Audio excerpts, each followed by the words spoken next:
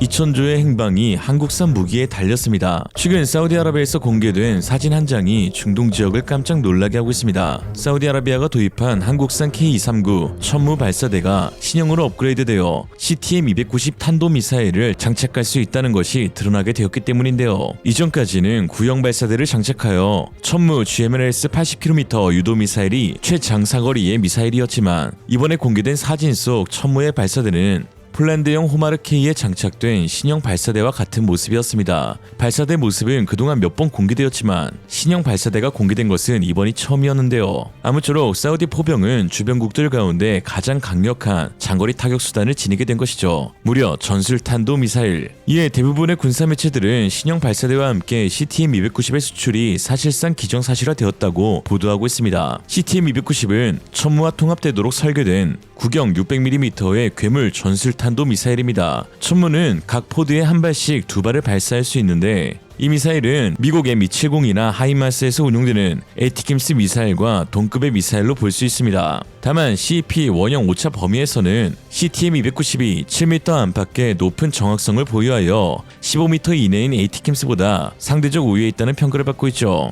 그러나 현재 M270은 단종이고 하이마스는 포드가 한 개여서 포드가 두 개인 천무가 훨씬 강력한 화력을 지녔다는 평가를 받기도 하고요. 뭐가 됐든 일단 많은 게 좋다. 사우디의 신형 발사대는 단순히 CTM-290 전술탄도 미사일을 구매했다는 의미로만 끝나지 않는데요. 그보다 더 중요한 사실이 있습니다. 신형 발사대에서는 한국이 올해 공개해야 한 한국 최초의 ASBM 대함탄도 미사일을 통합할 수 있다는 것입니다. 지난 폴란드 MSPO와 말레이시아 ADAS 방산 전시회에서 하나 에어로스페이스는 천무와 통합될 미사일 가운데 최초로 ASBM 미사일을 공개했는데요. 한국의 많은 전술 전략 무기 체계가 선행된 미국을 따라가듯이 한국형 ASBM 역시 미국의 프리즘 미사일과 유사하다고 할 수 있는데 이로써 알 수 있는 사실은 한국형 ASBM의 사거리가 약 500km에 달하고 위성안법 및 관성안법 초기 유도에 최종 종말 유도에서는 적외선 IR-C커를 장착한다는 것을 알 수 있었습니다. 그래서 탄두급 부분 역시 다른 미사일과 달리 C커가 장착되어 검게 보여지는 것을 알 수 있었죠. TMI 하나 자면 한국의 IR-C커는 전세계에서 5번째로 개발에 성공하였고 아시아에서는 최초였습니다. 또한 이미 많은 분들이 눈치채셨겠지만 한국 정부가 지난 8월 한 가지 뜬금없는 발표를 하였죠. 천무 수출용 미사일의 사거리를 300에서 500km로 확대한다는 것이었습니다. 바로 한국형 프리즘 대함 미사일을 수출하기 위한 큰 그림이었죠. 당시 정부 관계자는 다연장 로켓에 들어가는 미사일의 사거리를 늘려달라는 요청이 중동의 한 국가에서 있었다라고 전했습니다. 그래서 네티즌들은 UAE다, 사우디아라비아다 각종 추측을 내놨었죠. 그리고 이번에 사우디가 운용하는 천무의 발사대가 신형으로 업그레이드가 된 점이 포착되면서 사거리 500km의 연장을 요청한 중동의 한 국가가 바로 사우디아라비아였음을 짐작할 수 있게 되었습니다. 그렇다면 사우디는 왜 CTM-290의 사거리 290km를 확보했음에도 불구하고 더 긴 사거리를 요청한 것일까요? 그건 바브엘만 대부 해협을 소화하는 데에 500km라는 사거리가 필수적이었기 때문입니다.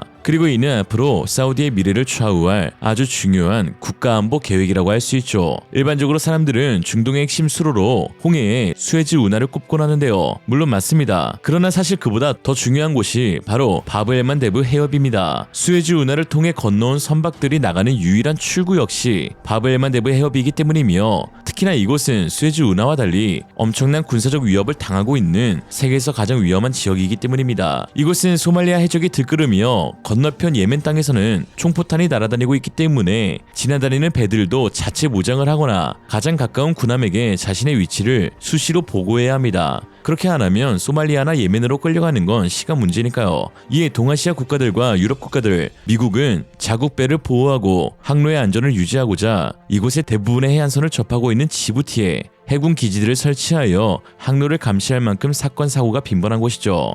특히나 사우디아라비아와는 원수지간인 예멘의 후티 반군의 장악 지역이 바로 요 해협 앞입니다. 그래서일까요? 엠브레이 애널리틱스에 따르면 홍해 해운 사고의 전체 90%가 바로 이곳에서 발생한다고 하였죠. 지난해 사우디아라비아의 선박이 후티에게 탈취되어 빼앗긴 곳도 바로 이쪽입니다. 그러나 문제는 천무 다연장 로켓의 290km로는 해당 지역과 예멘 후티 반군 점령지 전체를 커버하지 못한다는 것입니다. 후티 반군 주둔지는 사다 그리고 수도 사나 지역과 바브엘만 대부 해협 항만이 있는 알후데이다 항구 도시인데요. 그동안 천무의 사거리 80km나 또는 290km로는 해당 지역의 영향력이 한정적일 수밖에 없는데 만약 사거리 500km 그것도 ASBM으로 대함대치 탄도미사일을 보유하게 된다면 사우디아라비아는 해당 지역에 엄청난 군사적 영향력을 발휘할 수 있게 되는 것입니다. 그리고 이것은 곧 빈살만 제국을 형성하는데 가장 중요한 포인트가 될 수 있는 것이죠. 홍해의 안전은 곧 빈살만의 안전이다. 현재 사우디아라비아의 최대 프로젝트는 단연 2000조의 네옴시티입니다. 사우디 정부가 비전 2030 정책의 일환으로 발표한 신도시 계획으로 그동안 석유에 지나치게 의존하는 경제 구조에서 탈피하여 4차 산업혁명을 대비해 대형 산업단지를 구축, 세계 해운 교역량의 13%가 지나가는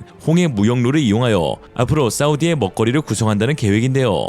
그러나 이 네옴시티가 불안불안하다는 소식이 들려옵니다. 총책임자였던 나드미 알 나스르 네옴 CEO가 최근 사임하고 또 원래 목표였던 더 라인의 도시 인구 150만 명의 수용 계획이 대폭 줄어들어 2030년까지 30만 명으로 축소한다는 이야기도 나온대요. 가장 큰 문제는 바로 투자가 급감하고 있다는 것인데 사업 자체에 현실성이 없다는 평가와 함께 해당 지역에 대한 항만 안정성에 대해 의구심이 들고 있기 때문입니다. 네옴이 위치한 홍해 근처 지역은 지정학적으로 중요한 해상 경로이기도 하며 주변의 해적 활동 및 불안정한 지역 상황은 경제적 리스크를 키우는 요소로 작용하고 있습니다. 바브엘만 대부 해협 근처에서의 해적과의 충돌, 해상 무역에 대한 위협이 사우디의 안전 보장과 투자 환경에 영향을 미치고 있다는 것인데 실제로 최근 보도에 따르면 해적과 후티의 선박 공격이 증가하면서 일부 해운사들이 항로를 변경하거나 지연되는 사례가 발생하고 있습니다. 작년부터 세계 5대 해운사 중 4곳은 안전에 대한 이유로 이용 중단, 보이콧을 하기까지 하였죠.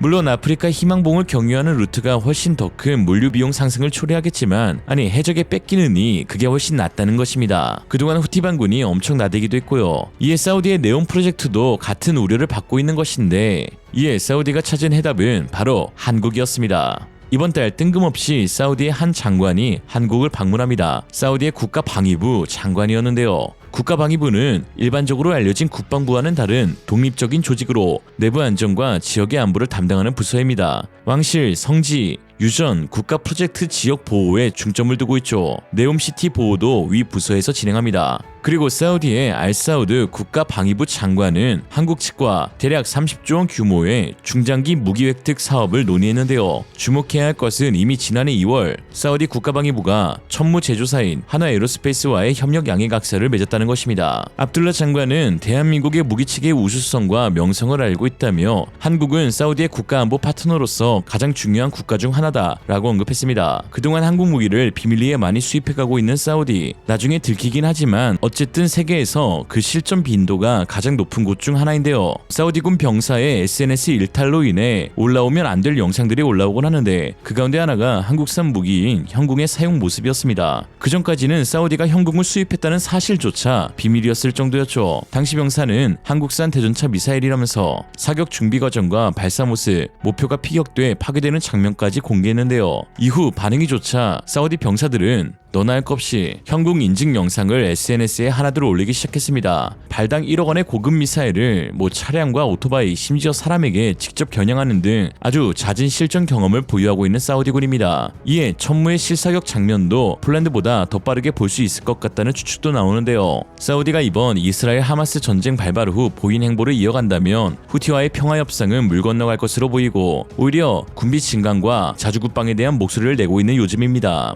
이에 국경에 배치된 천무의 실전 사용 빈도도 늘어날 것이며 다양한 사거리에 수많은 한국산 미사일들이 실전에서 사용되는 모습을 볼 수 있을 것 같습니다. 중동 국가들이 한국산 무기를 선택하는 것은 참 큰 의미가 있는데요. 땅 파면 돈이 나오는 국가 중동에서는 돈이 없어서 성능이 좋지 못한 무기를 사는 경우는 없습니다. 오히려 돈을 더 얹어서라도 성능적으로 검증된 무기를 구매하는 곳이 중동이죠. 그런 중동 국가인 UAE와 사우디에서 인정받는 한국산 무기라는 것은 전 세계의 한국산 무기의 경쟁력이 비단 가격뿐만 아니라 성능에서 먼저 우위에 있다는 것을 공표하는 것입니다. 빈살만 형도 딱 보고 나서 빈 살만한데? 싶은 거죠. 현재 후티 반군은 아마 상당히 긴장하고 있을 듯한데요. 사우디는 진짜 쏘니까요.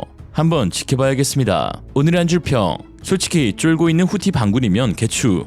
이상으로 리얼리즘이었습니다. 여러분의 생각은 어떠신가요? 현명하고 지혜로운 여러분의 의견을 지금 댓글에 남겨주세요.